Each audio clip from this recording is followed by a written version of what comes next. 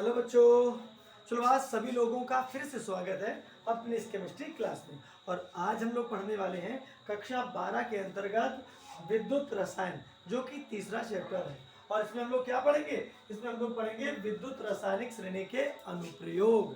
यानी कि अभी तक हम लोगों ने पढ़ा है कि विद्युत रासायनिक श्रेणी क्या होती है, फिर हमने पढ़ा कि विद्युत रासायनिक श्रेणी के लक्षण क्या होते हैं, और आज हम लोग पढ़ने वाले हैं कि विद्युत रासायनिक श्रेणी के अनुप्रयोग क्या हैं।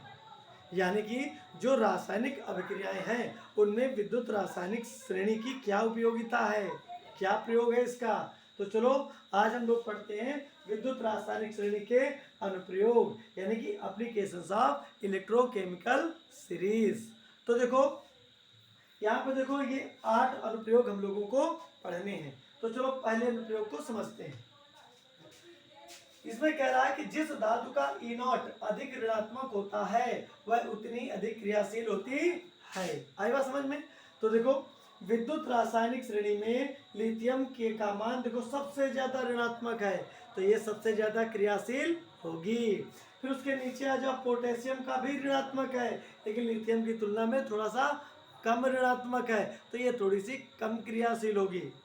तो मतलब कुछ समझ में आया कि विद्युत रासायनिक श्रेणी में ऊपर से नीचे आने पर तत्वों की जो ऋणात्मकता का मान है वो क्रमशः घटता जाता है, यानी कि धातुओं की क्रियाशीलता भी घटती जाएगी। कोई भी धातु ऐसी है जिसका मानक अपचयन विभव अधिक ऋणात्मक है तो वह उतनी ही अधिक क्रियाशील होगी। अर्थात क्या मतलब निकला कि विद्युत रासायनिक श्रेणी में अगर हम ऊपर से नीचे आते हैं तो क्या होगा?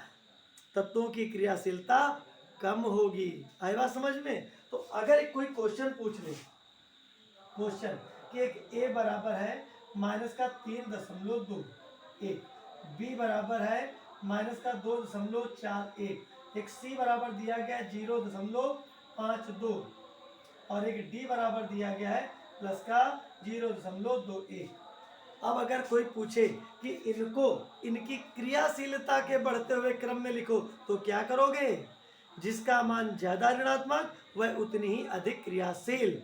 तो फिर कौन सबसे ज्यादा क्रियाशील होगा? यही तो होगा, यानी कि ए क्या है? सबसे ज्यादा क्रियाशील है। और क्रियाशीलता के बढ़ते हुए क्रम में लिखना है तो क्या करेंगे? सबसे पहले लिखेंगे डी, यानी कितना है? प्लस का यहाँ पे लिखते हैं डी, यानी कि इसका मान कितना है?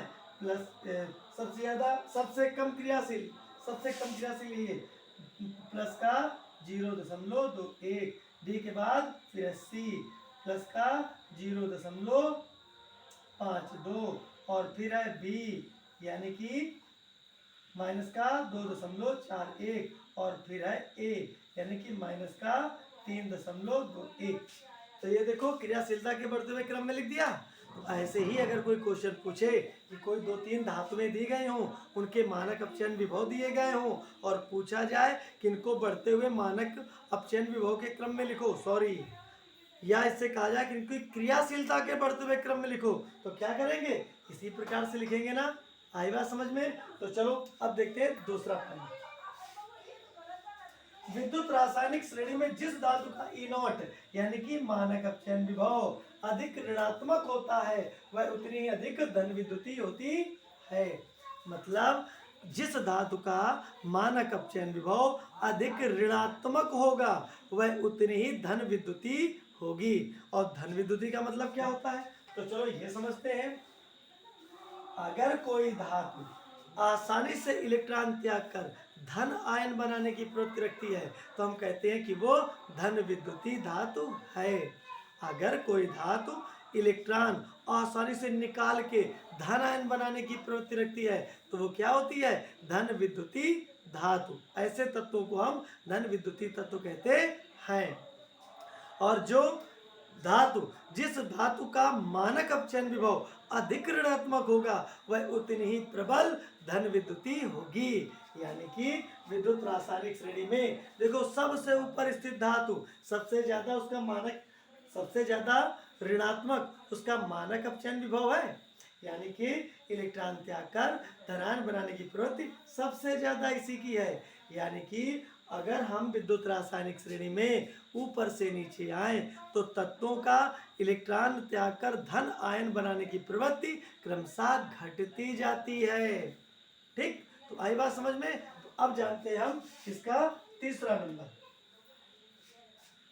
विद्युत रासायनिक श्रेणी में स्थित प्रत्येक धातु अपने से नीचे स्थित कम क्रियाशील धातु को उसके लवण के विलयन से विस्थापित कर देती है। मतलब विद्युत रासायनिक श्रेणी में जितनी भी धातुएं दी गई हैं, ये सभी धातुएं अपने से नीचे स्थित कम क्रियाशील धातु को उसके लवण के विलयन से विस्थापित कर देती हैं। जैसे ये दिया गया Cu और इसकी CuSO4 और इसकी क्रिया करा दें Zn से, तो क्या होगा? तो देखो Cu ये है, यानी कि कम क्रियाशील, किससे? जिंक से। जिंक कहाँ है? ये तो जिंक के नीचे स्थित है, तो क्या होगा? जिंक इससे क्या करेगा? अपना बना लेगा ZnSO4 और Cu को विस्थापित कर देगा, अलग कर देगा।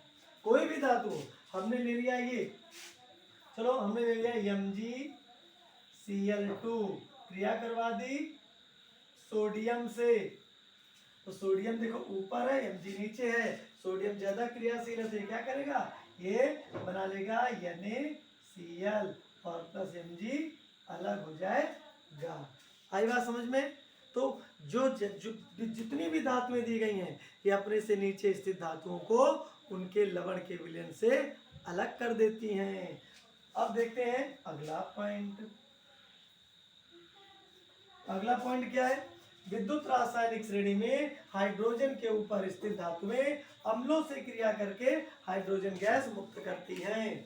मतलब ये देखो है हाइड्रोजन, ये हाइड्रोजन है। अब देखो हाइड्रोजन के ऊपर जितनी भी धातुएं हैं, ये सब हाइड्रोजन से ज्यादा क्रियाशील है। तो क्या होगा? ये जितनी भी धातुएं हैं, अगर इनकी क्रिया अम्ल से करवा दें तो हाइड्रोजन गैस निकल जाएगी। तो देखो कोई भी अम्ल ले लो, हमने ले लिया H2SO4 और इससे क्रिया करा दी, किसी भी धातु करवा दो, चलो हमने करवा दी लिथियम की, तो क्या हो गया? ये बन जाएगा Li2SO4 और बन जाएगा H2 गैस। ठीक, बैलेंस भी कर सकते हो। और देख लो, जैसे ये Zn है, ये अगर क्रिया करे H2SO4 से, तो क्या होगा? ZnSO4 बन जाएगा और H2 गैस निकल जाएगी। तो कोई भी धातु हो हाइड्रोजन के ऊपर, अगर इसको किसी भी अम्ल से क्रिया करवा दो तो हाइड्रोजन गैस मुक्त होगी। आई बात समझ में। तो अब देखते हैं अगला नंबर। अब देखो अगले नंबर में क्या कहा जा रहा है? अगले नंबर में कहा जा रहा है कि Fe व Fe के ऊपर स्थित सभी धातुएं जल से क्रिया करके हाइड्रोजन गैस मुक्त करती हैं। यानी कि Fe कहाँ है? Fe है ये Fe और इसके ऊपर जितनी भी धातुएं हैं, ये सब जल से क्रिया करेंगी और हाइड्रोजन गैस मुक्त करेंगी। यानी कि जैसे ये Fe है, Fe भी जल से क्रिया करता है।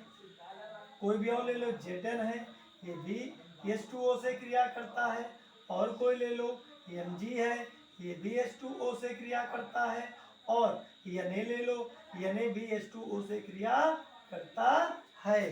तो Na इससे क्रिया करेगा तो क्या बनाएगा? NaOH और प्लस H2 गैस। ये क्या बनाएगा? MgOH का होल ट्वाइस और प्लस H2 गैस। फिर Zn OH का whole twice plus H2 gas. और यहाँ पे क्या बनेगा? FeO plus H2 gas. आई बात समझ में। तो Fe और Fe के ऊपर जितनी भी धातुएं हैं वो सब जल से क्रिया अगर करवा दी जाए इनकी, तो क्या निकलेगी? Hydrogen gas. आई बात समझ में। अब चलो देखते हैं अगला क्या कह रहा है? प्रबल आक्सीकारक हैलोजन अपने से कम प्रबल आक्सीकारक हैलोजन को उसके लवण के विलयन से विस्थापित कर देती है। अब आक्सीकारक गुण इलेक्ट्रॉन जो निकालने की प्रवृत्ति जिनकी सबसे ज्यादा होगी, ठीक, वो कहलाते हैं, उनका होता है आक्सीकरण और वो कहलाते हैं अपचायक। तो ये देखो अपचायक है और जैसे जैसे नीचे आते हैं अब चाय गुण घटता जाता है और क्या बढ़ता जाता है, आक्सीकारक गुण। यानी कि विद्युत रासायनिक श्रेणी में ऊपर से नीचे आओ तो धातुओं का क्या, आक्सीकारक गुण बढ़ता जाता है। तो इसका मतलब जो सबसे नीचे है वो सबसे ज्यादा प्रबल आक्सीकारक है। तो देखो क्या रहा है, प्रबल आक्सीकारक हैलोजन अपने से कम प्रबल आक्सीकारक हैलोजन को उसके लवण के विलयन से विस्थापित कर देता है। तो देखो हैलोजन कहाँ है, देखो ये है, हम ऐसे भी लिख सकते हैं, देखो F2 Cl2 Br2 और आयोडीन। ये देखो सबसे ज्यादा आक्सीकारक कौन है, ये, फिर ये और फिर ये। तो सबसे प्रबल आक्सीकारक जो होगी वो कम प्रबल आक्सीकारक को उसके लवण के विलयन से विस्थापित कर देगी। तो चलो विस्थापित करते हैं। जैसे ये है पोटेशियम आयोडाइड, ये क्या है, ये सबसे कम आक्सीकारक है। और कोई दूसरी ले लो, Cl2 ज्यादा आक्सीकारक है, तो ये क्या करेगी, ये बना लेगी I2 नहीं है, KCl और प्लस I2। आई बात समझ में। जैसे और कोई ले लो, जैसे ले लिया हमने KCl और इसकी क्रिया करवा दी किससे, F2 से, तो क्या बनने वाला है, तो यहाँ पे बनने वाला है KF प्लस Cl2। आई बात समझ में। तो ऐसे अधिक आक्सीकारक जो हैलोजन है वो अपने से कम प्रबल आक्सीकारक हैलोजन को उसके लवण के विलयन से विस्थापित कर देती है। अब देखो अब क्या कह रहा है, अगला पॉइंट कह रहा है कि सिल्वर से अधिक धन विद्युतीय सभी धातुएं ऑक्सीजन के साथ क्रिया करके ऑक्साइड बनाती हैं। तो सिल्वर देखो कहाँ है, सिल्वर है, देखो ये सिल्वर के नीचे देखो इतनी धातु, 1 2 3 4 5 जगह नहीं दी तो यहाँ पे लिखी हुई है। तो सिल्वर के नीचे जितनी भी धातुएं हैं ये सब क्या करती हैं, ये सभी ऑक्सीजन से क्रिया करके ऑक्साइड बनाती हैं। जैसे Br2 इसकी ऑक्सीजन से क्रिया हो जाए तो क्या होगा, Br2O। अगर प्लेटिनम की ऑक्सीजन से क्रिया हो जाए तो क्या हो जाएगा, PtO। अगर Cl2 की ऑक्सीजन से क्रिया हो जाए तो क्या हो जाएगा, Cl2O। ऐसे ही Au इसकी ऑक्सीजन से क्रिया हो जाए तो क्या हो जाएगा, Au2O। तो मतलब सिल्वर के नीचे जितनी भी धातुएं हैं विद्युत रासायनिक श्रेणी में, सिल्वर के नीचे जितनी भी धातुएं हैं ये सभी धातुएं ऑक्सीजन से क्रिया करके धातु ऑक्साइड बनाती है। आई बात समझ में। तो एग्जाम्पल भी अपना नोट कर सकते हो। अब देखते हैं अगला पॉइंट क्या कह रहा है, Cu के नीचे स्थित धातुओं के ऑक्साइड गर्म करने पर अपघटित हो जाते हैं। Cu के नीचे, Cu कहाँ है, ये देखो मैं, Cu के नीचे जितने भी धातुएं हैं अगर इनके ऑक्साइडों को गर्म कर दिया जाए तो वो अपघटित हो जाएंगे। जैसे I2O इसको गर्म कर दो तो क्या होगा, I2 प्लस O2। ऐसे Ag2O इज इक्वल टू गर्म कर दो तो Ag और प्लस O2, बैलेंस अपना कर लेना।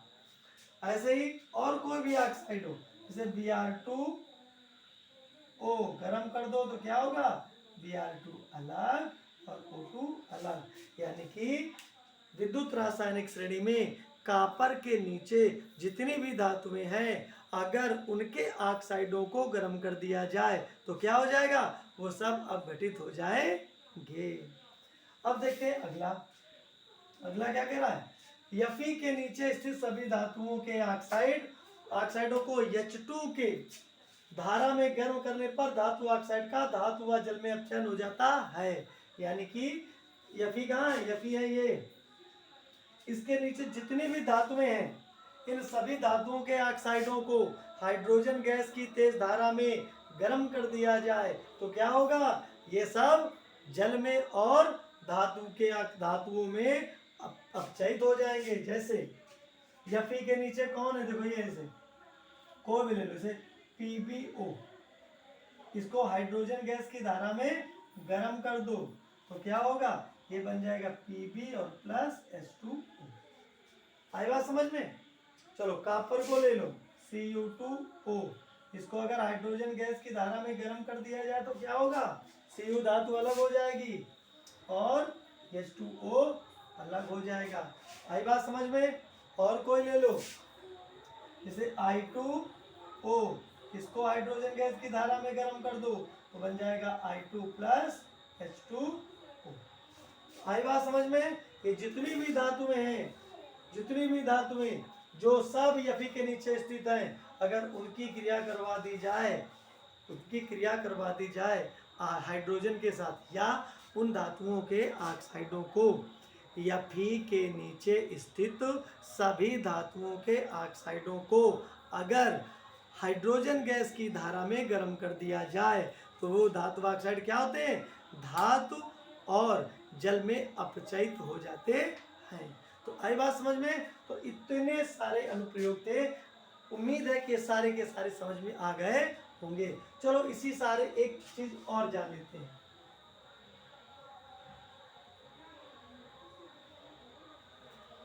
देखो यहाँ पे जितनी भी धातुएं हैं, अगर हम ऊपर से नीचे आए तो क्या क्या होने वाला है। देखो जिस धातु का मानक अपचयन विभव अधिक ऋणात्मक होता है वह उतनी ही प्रबल अपचायक होती है। तो ये सबसे ज्यादा अपचायक है, फिर कम कम कम कम कम, यानी कि अपचायक गुण ऊपर से नीचे आने पर घट रहा है कि ना। तो यहाँ पे देखते हैं अपचायक गुण का घटता क्रम। पहली बात ये होगी, ऊपर से नीचे आएंगे तो धातुओं का अपचायक गुण घटता है। दूसरी बात, अगर हम ऊपर से नीचे हैं तो क्या बढ़ेगा? अब अपचायक गुण घट रहा है तो ऑक्सीकारक गुण बढ़ेगा ना। तो यहाँ पे सकते हैं ऑक्सीकारक गुण का बढ़ता क्रम। आई बात समझ में? और देखो धन विद्युतीय प्रकृति, जो जिसका मानक अपचयन विभव अधिक ऋणात्मक होगा वह उतनी ही प्रबल धन विद्युतीय होगी। तो ये सबसे ज्यादा धन विद्युतीय ऊपर है ना, फिर घटता हुआ क्रम है ना।